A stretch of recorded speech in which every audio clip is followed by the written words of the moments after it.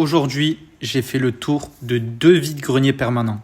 Je pense que c'est la journée où j'ai trouvé le plus de pépites. Maintenant, vous commencez à me connaître.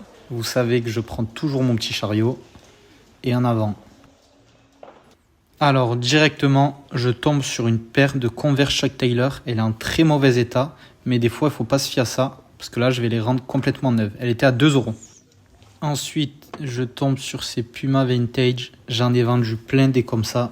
C'est totalement ce que je recherche. Donc ça, je prends direct.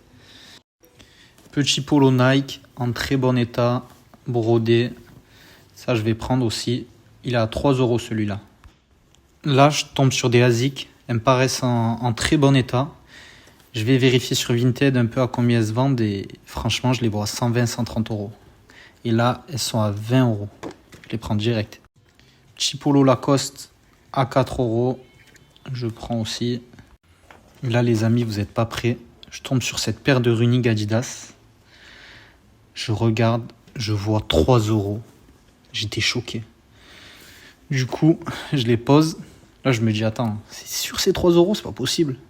Je regarde et c'est bien 3 €. Alors, en général, quand je trouve des affaires comme ça, après, je fouille bien tout le stand. Et là, je retombe sur cette paire d'Adidas.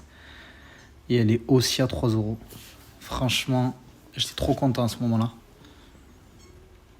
Vous pouvez voir que pour les personnes qui ont des enfants, il y a des poussettes, il y a plein de choses à vendre. Là, je tombe sur une Cortez que j'ai pris aussi à 5 €. Il y a beaucoup de luxe aussi, regardez. Du Louis Vuitton, du Dior. Et là, les amis, c'est mon moment. Les raquettes de tennis. J'ai trouvé une Wilson neuve à 6 €. Du coup, les amis, là, je rentre direction le deuxième vide-grenier. J'espère que je vais trouver autant de choses. Alors, comme je me suis fait critiquer parce que j'allais à Emmaüs avec une Mercedes, du coup, j'ai changé de voiture. J'ai pris une petite Citroën électrique tranquille. Là, on se dirige vers le deuxième vide-grenier.